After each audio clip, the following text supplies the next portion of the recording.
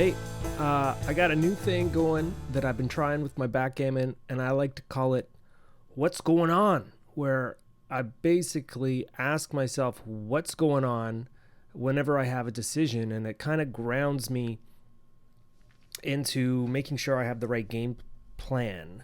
When you're playing backgammon, there's going to be little details that if you get wrong, it's a little error. But if you get the wrong game plan, you're into some serious blunders. So what we're going to do here is I'm just going to go through this 5-point game, and we're going to focus on the game plan at all times. Okay, so there's only so many different game plans that can happen in backgammon. So we're going to see how this goes. So at the beginning of every game, it's simple. It's just the opening. I call it the opening. I'm just going to skip through these guys here. So right now, this is still pretty much very early game. So what you could notice here is they got this double. They are up in the race, right? So at this point, we're down 15 pips already. So this is early, but we're down in the race. So what we want to do here is max. We want to go for max contact, and because we're going to need we need to hit something. Okay, so this happens. He gets to run from the back, which is exactly what they want. So here we're down 27 pips. You'd love to still have contact, but I run for this thing. We're kind of prepping for a shot. He's got three builder points right in front of this 21. So that's just asking for trouble. We want contact, but we don't want to just hand this person a gammon. So running's actually good here. We'll just hope for this guy who's a little bit more out of trouble. They double. Now, let's look at every double. Here we've got one back. We can probably escape with any, like a 6-3, a 6-2, a 6-4, 6-5. We'd go for it. And then we are one away from making it a kind of reasonable race. What we don't want to do is we want to check out, are we going to be ever able to escape here? So I looked at this and I thought, yes, we have enough to take, which is true. It's a 72%, 10% gammons. That's basically if this blitz happens. There's 11 in the zone here. So anytime that's over 10, you got to think about blitzing. So, but we do have some wins here. Okay. They just kill us with that. Now we're primed in. So now what are we doing here? Now I'm kind of thinking we might just get gammoned. How am I possibly going to win this game? We're further behind the race. We should still want max contact though. So when I stepped up here to kind of hedge my bet as like a gammon save move, that was actually a 36 error. Not the worst, but we're going to, now we understand why this is bad. We'd still need the contact. With just one back, you're not that at risk of a gammon. So that was my error there. So now after I've stepped up, I'm still trying to prepare for a shot. I'm just hoping to get a shot. That's the only way I'm going to win. Or if I get something like 6-6 or 5-5, I would run. They get 6-6 instead of me. So now we're really screwed. 37 pips behind in the race. They're not going to give us a shot anytime soon when I look at that. So I'm like, we're going to lose this game.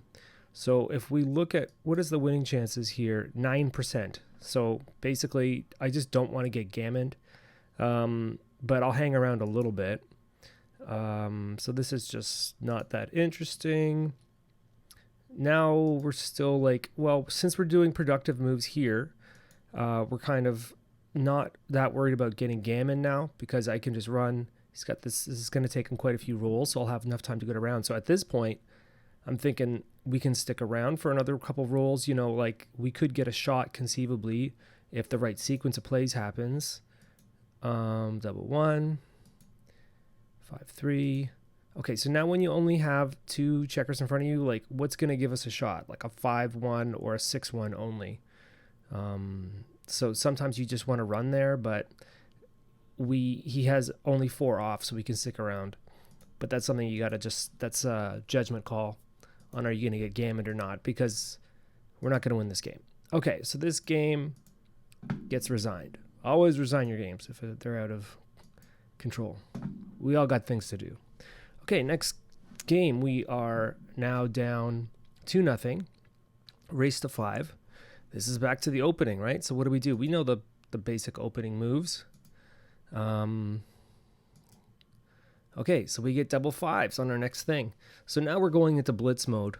We only have 9 up here, but hitting, we'll have 3 points after this. So that's pretty great. So now what do we care about in blitzing? Well, it means we have a high percentage of gammons here relative to how much win percentage we have.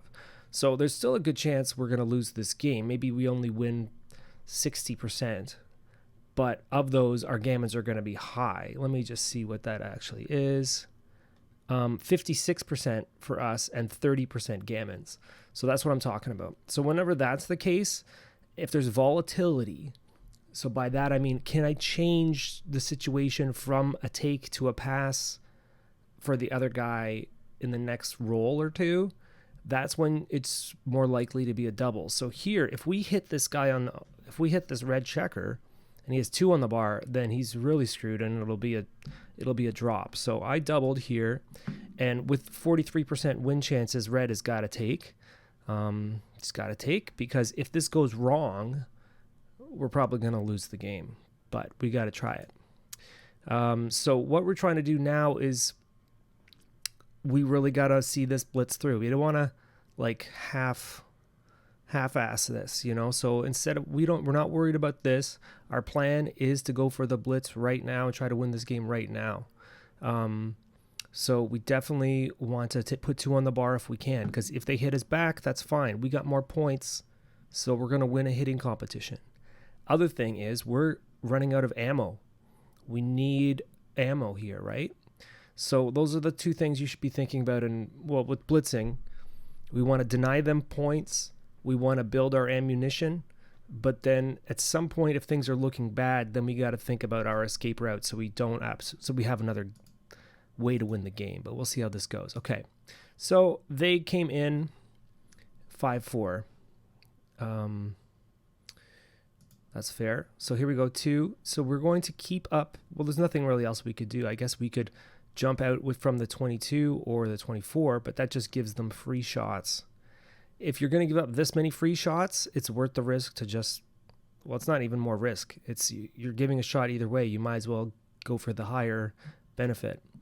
They dance, which is great. So now we're going to continue try making points and bringing down ammo. That's correct here. This was actually a good time to leave as well. But bringing down ammo is only 13 error. Okay, we get a great roll, double threes. I'm sure you guys would have all found this, right? 1, 2, 3, 1, 2, 3.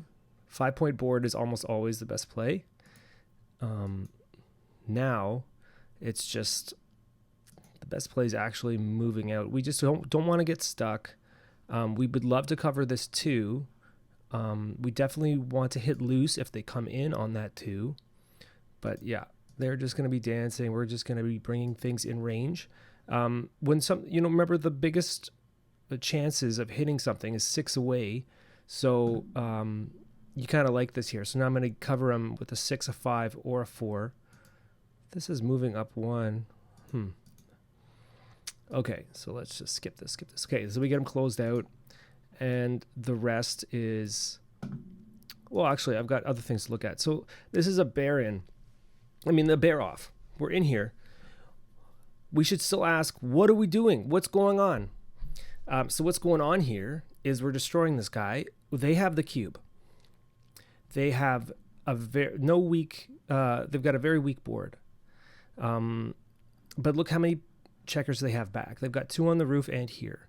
So this was what I call an easy gammon. We're going to get a gammon easily. So what I want to do is just whatever I do. This isn't one of those ones where you want to take, like if it wasn't an easy gammon and we needed a gammon, we needed to push our chances for gammoning, we would do something like take the 4 off and go 4-1. This is like the worst time to do that. So that would have been a 205 blunder. Okay, so what we want to do here is just don't want to mess with things. Our priority is to keep we want even numbers on the back. So you what would happen if I get a double 6? What would happen if I get a high double like that? You want to make sure you don't leave a shot the next time. Now, you don't have to go through every single combination like a grandmaster. Right now, all I want you to do is just make sure it's an even number on the back. Okay, so here we go, 6-2, no real choice there. 6-3, okay, so he's in here. Now it's just greedy bear-offs. You just take off as many as you can each roll and unstack when you need to. Okay, we get the gammon there. Okay, let's see what the next... Now it's Crawford. Crawford. Beginning of the game, Crawford. So what's going on? It's Crawford, which means our gammons don't mean anything. So us winning 1 point and us winning 2 points is the same. We're going to win the game. It's not the case for them. So we don't want to get gammoned. They are 3 away. So if they get a gammon, if they get a gammon, we're still going to the third game, the double match points. So their gammons don't mean much either, right? Because if they win and it's 4-3, they're going to automatically double, right? We get to have a free pass there, but it's coming. So it's not worthless, but it's not as much as normal because we get that free drop. Okay, so we're basically, when you're in a Crawford game, like in this situation, racing is a little bit better than it would be other times. That's all you really need to think about. So we get an 8. We're always going to hit there. This is interesting. I should have double hit. Just in every situation, this would be better. 2 on the bar is better by far. We're denying them their 20 and hitting that. You know, I probably didn't spend a lot of time on this and just pointed on them, but you know, 3-2. So here we're just tidying up. This is still a tight game. Look at it. 152, 153. We each have 2 points. We each kind of have 2 blots. Nobody's fully escaped. It's an early, tight game. So we want to, the race is very important. So when the race is important, safety is important. We want to tidy up. You know, you don't want to leave this guy for a better building situation. Okay, 2-1. So here, it's still pretty early. We're down in the race here. You got to think about how realistic is it for us to be able to get this guy around without leaving a shot, and just not getting hit. Now at this point, when he's got this 7, I don't think it's that realistic. So here you got to be like, okay, there's going to be some hitting in this game. Let's set ourselves up so we win. When you have 6 here, it's really a strong force wanting you to unstack it. 5 is bad enough. This was almost as good as this. Okay, so a lot of these things are actually pretty close. Okay, they're making a point. Now we got 6-2. It's kind of close. We're kind of in danger here of, if we stick around here, I'm worried about getting hit and then closed out. So what we want to do is just run and come down. We unstack a bit too, so it's kind of worth the risk. We survive the shot, and then we get to clean up and kind of catch up in the race. So here we're fine to be, we're a little bit of an underdog in the race, but he rolls a 2-1, so we're back into it. These close races. So now this is going to be, what's going on? This is we have full freedom, and they're doing a holding game, and it's very tight in the race.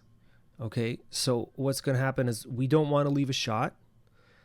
We probably can get out of here without leaving a shot. If the race goes badly, then we're going to start doing, making sure we have good points here. But let's just see how this goes. Okay, so we don't want to leave a shot for no reason, especially because as soon as you got 4 points, we don't want to leave a shot for no reason. Okay, 6-5. We want to clear from the back, ideally. But, of course, we can't do that here. We're blocked. So we're coming in with 2. They're just trying to make the board the best possible. Sometimes they're trying to save their 6s so they don't have to come in if they want to slow down. Because it's basically whoever gets hit is going to lose this game.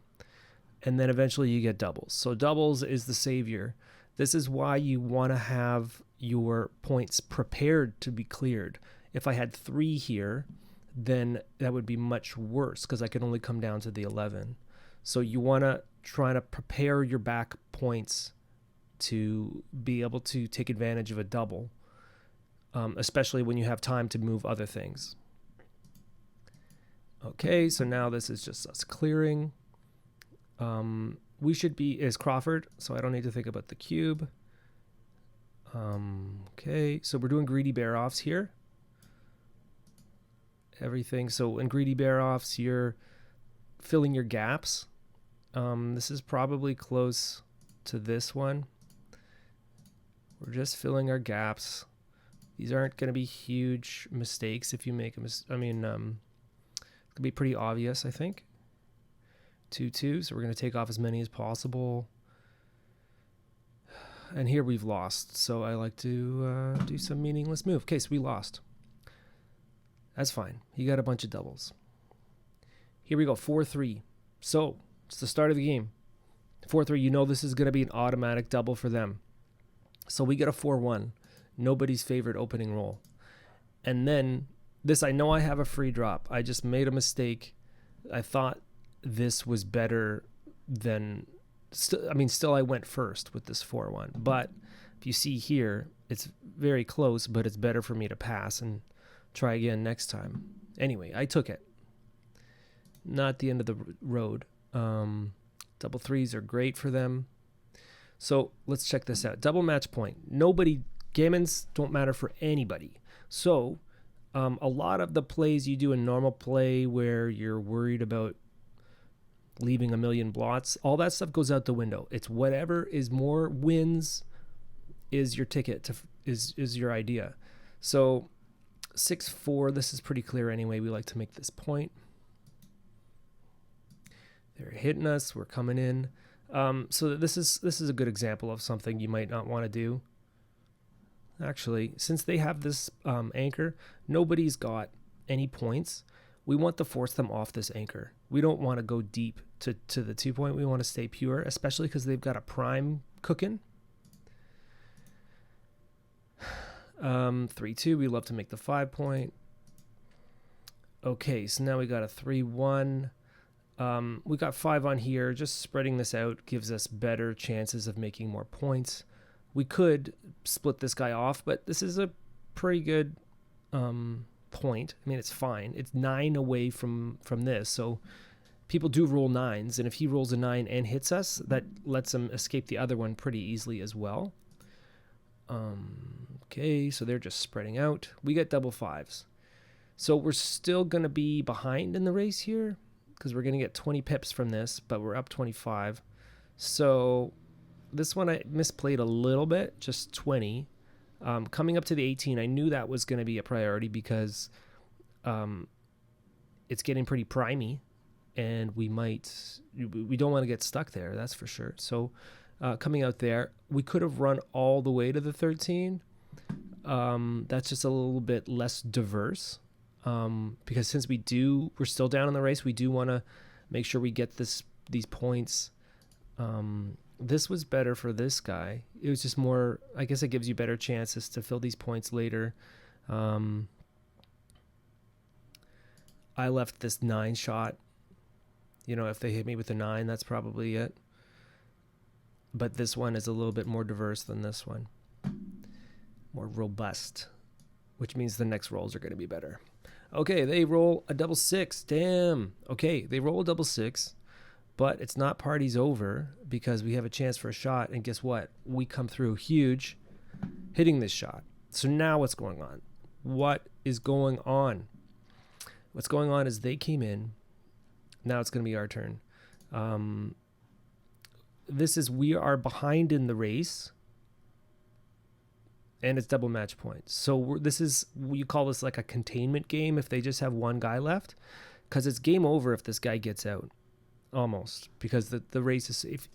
You never want to be in a non-contact position where you're down in the race. It's just as close to just losing as it can be. So what we're going to do here is we don't want to let them leave no matter what.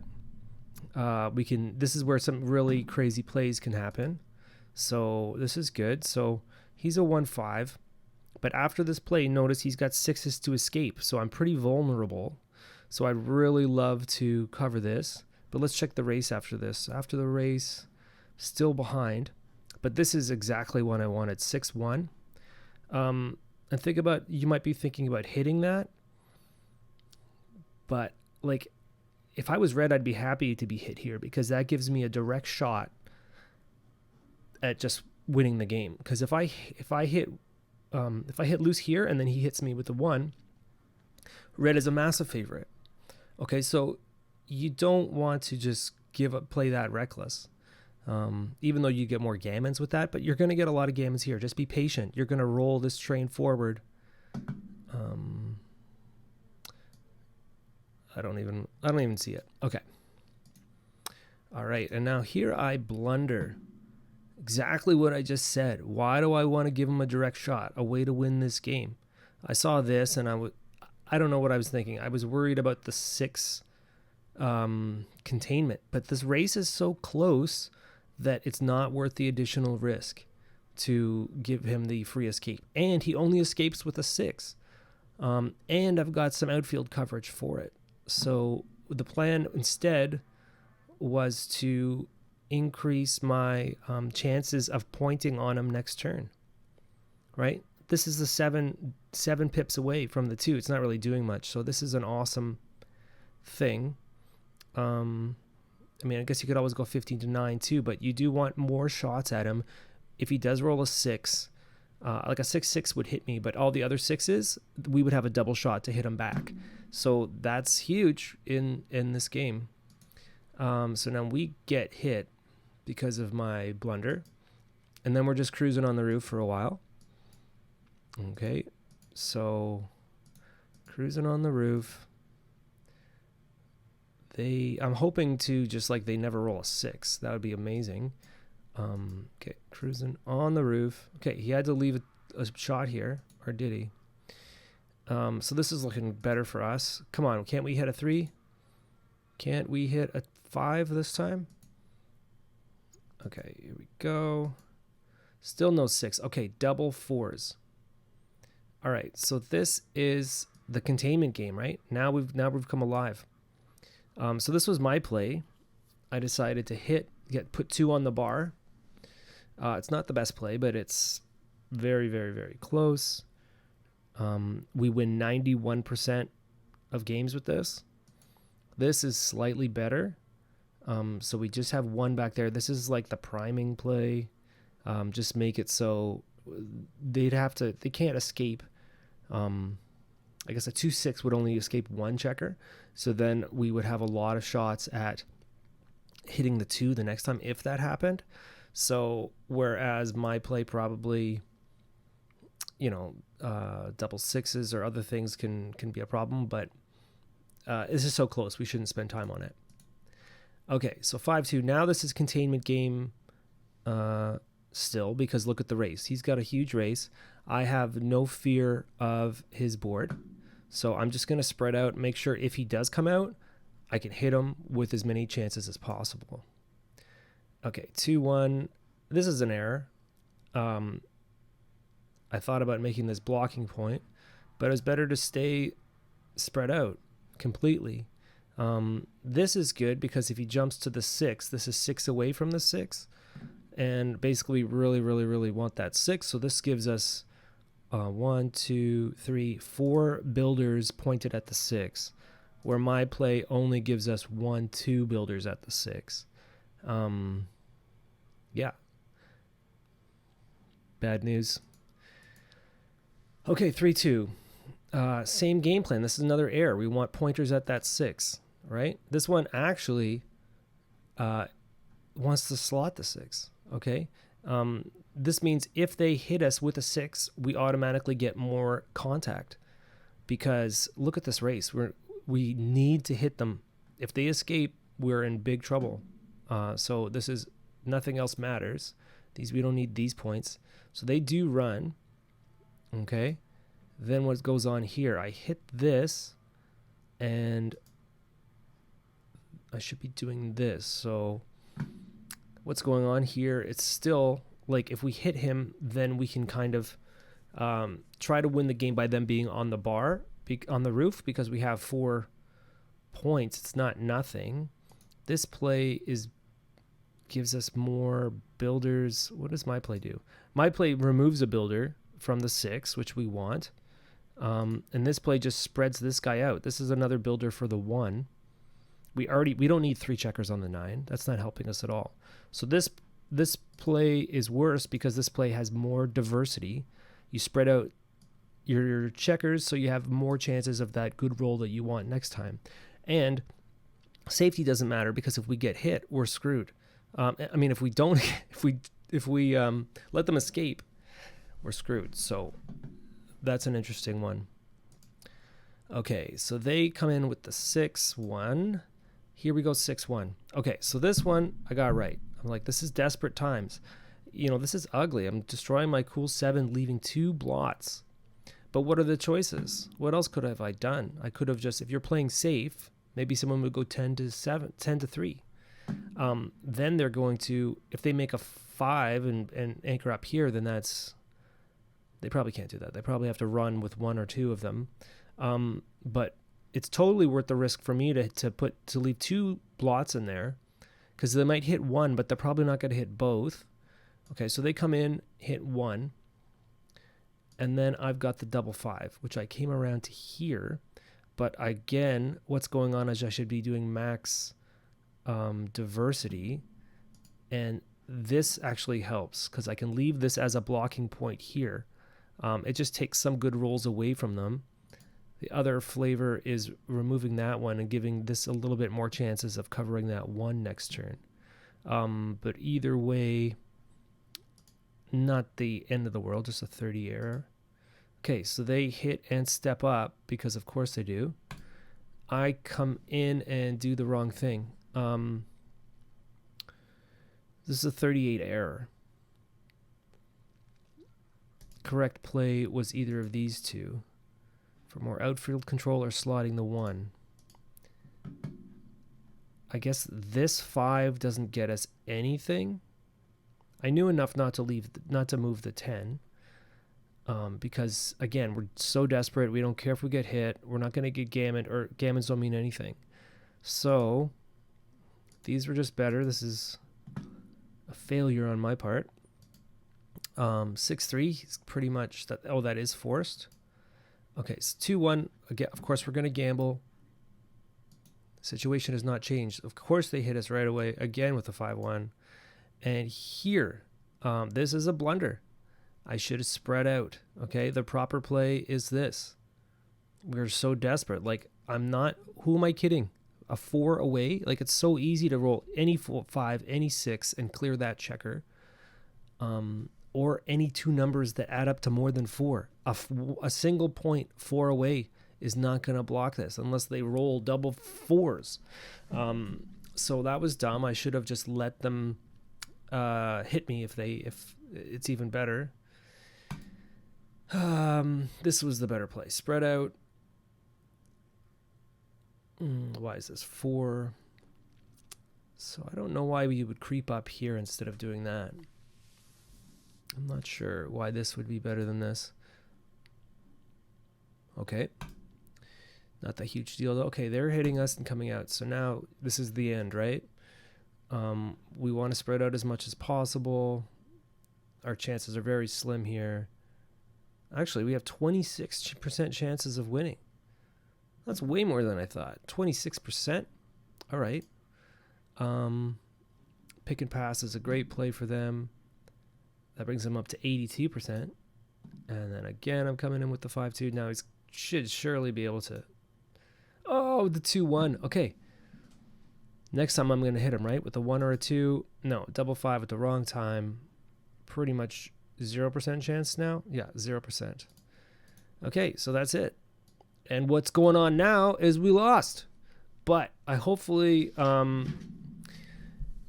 this helps you kind of ground yourself, not get too lost in just numbers and, oh, this can go here, this can go here. Before you do any of that, what's going on? What's my priorities? What's the race? You know how many times I said race.